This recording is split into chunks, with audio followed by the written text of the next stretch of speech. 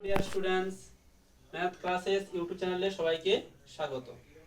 আজকে যা আমরা দেখব কি দশম শ্রেণীর কোষে দেখি 5.3 10 দাগের একেরটা।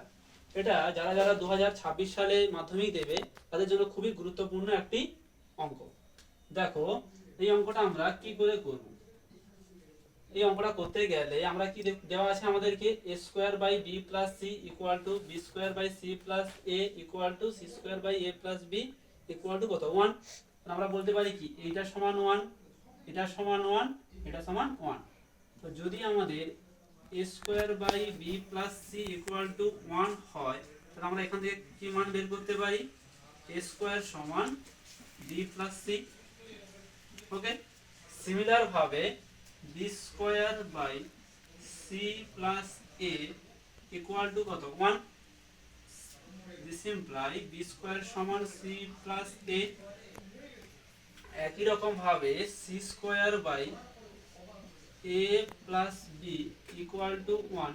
এখান থেকে কি বের করতে পারো তুমি c square equal to a plus b।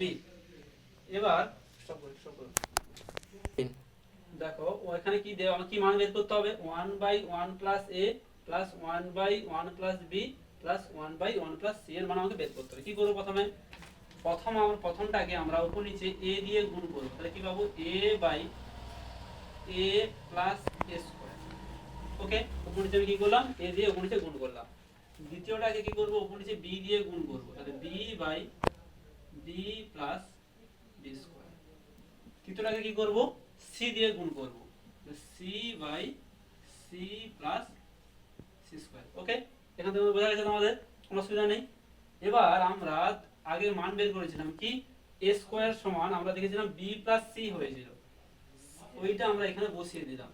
কি পেলাম a plus b plus c plus b by b square সমান আমরা কি পেয়েছিলাম c প্লাস a পেয়েছিলাম। একই রকম ভাবে c বাই c স্কয়ার সমান আমরা কি পেয়েছিলাম a প্লাস b। এবার দেখো এখানে লক্ষ্য করতে পারছি আমরা আমাদের হরটা প্রতি জায়গায় সেম আছে।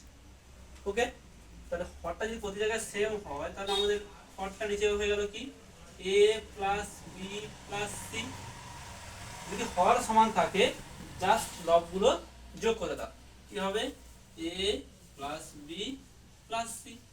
তাহলে উপরেও a plus b plus c, নিচেও a plus b plus c, simply কত 1। This is answer.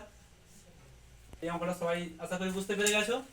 যদি কারো কিছু প্রবলেম থাকে তোমরা কমেন্ট করবে, আর যাদের ভালো লাগলে লাইক করবে, শেয়ার করবে, কমেন্ট করবে।